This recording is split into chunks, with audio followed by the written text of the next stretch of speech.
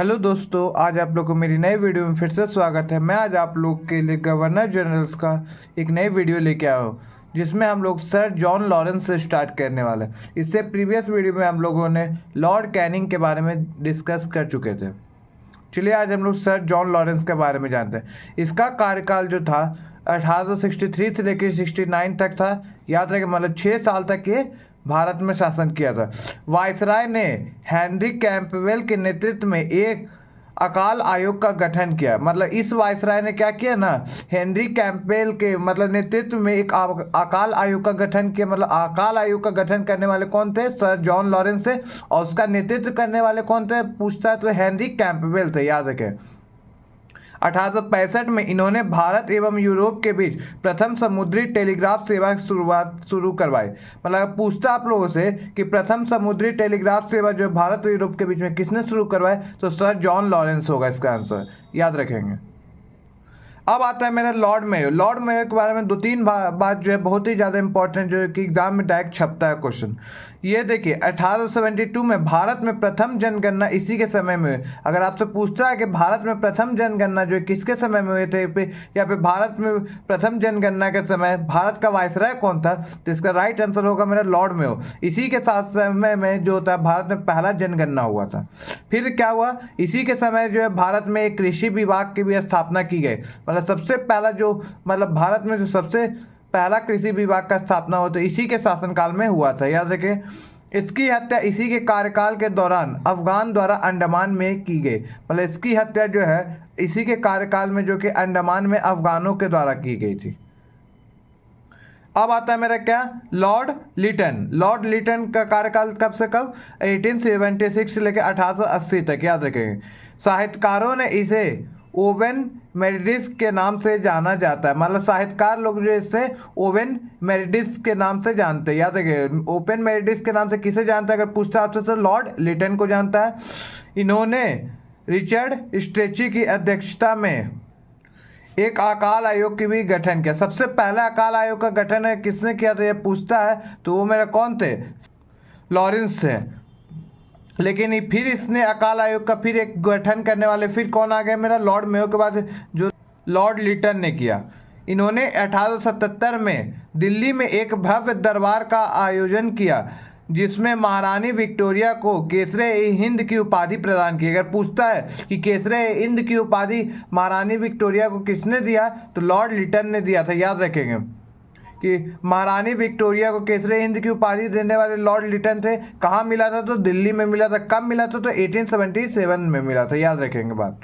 इन्होंने भारतीय नागरिक सेवा में शामिल होने हेतु भारतीय की आयु 21 वर्ष से घटाकर 19 वर्ष कर दी। जो भारतीय नागरिक की सेवा तो उस समय थे कि मिनिमम आयु थे मेरे कितना 21 ईयर, लेकिन इसे घटाकर कितने वर्ष कर दी गई, 19 वर्ष कर दी गई। याद रखें, लॉर्ड लिटन ने किया था।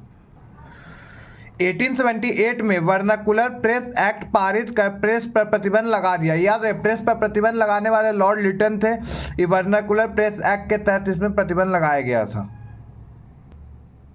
भारतीय शस्त्र अधिनियम के तहत किसी भी व्यक्ति के द्वारा बिना लाइसेंस शस्त्र धारण किए जाने पर प्रतिबंध लगा दिया गया।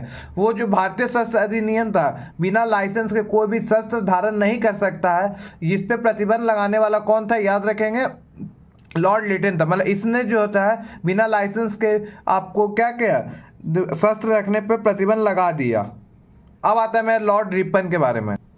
लॉर्ड रिपन, इसे भारत के उधारक के रूप में जाना जाता है। याद रखें, भारत के उधारक के रूप में किसे जाना जाता है, लॉर्ड रिपन को जाना जाता है। इसके समय में 1881 में सर्वप्रथम 10वीं जनगणना कराई गई थी। भारत में प्रथम जनगणना जो है किसके शासनकाल में, तो लॉर्ड मेयो के। लेकिन 10वीं जनगणना जो हुई थी मेरे लॉर्ड रिपन के कार्यकाल में हुई थी।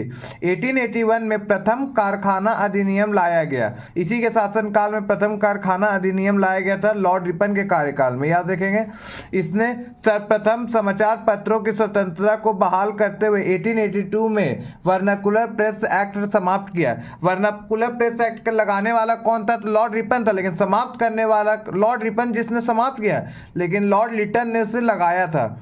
याद रखें, मतलब वर्नाकुलर प्रेस एक्ट को 1882 में इसने क्या किया, समाप्त किया और प्रेस को स्वतंत्र किया। लॉर्ड रिपन ने प्रेस को स्वतंत्र किया, लेकिन लॉर्ड लिटन ने क्या किया था, प्रेस को प्रतिबंधित किया था।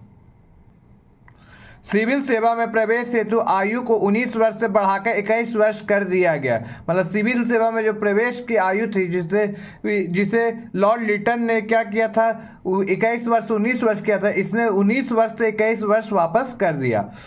स्थानीय स्वशासन की शुरुआत इसी के कार्यकाल में 1882 में हुई। स्थानीय स्वशासन, जिसको हम लोग नगर निगम और पंचायत के नाम से जानते हैं, इसकी शुरुआत जो होता है मेरा किसके शासनकाल में, तो इसी के शासनकाल में होता है।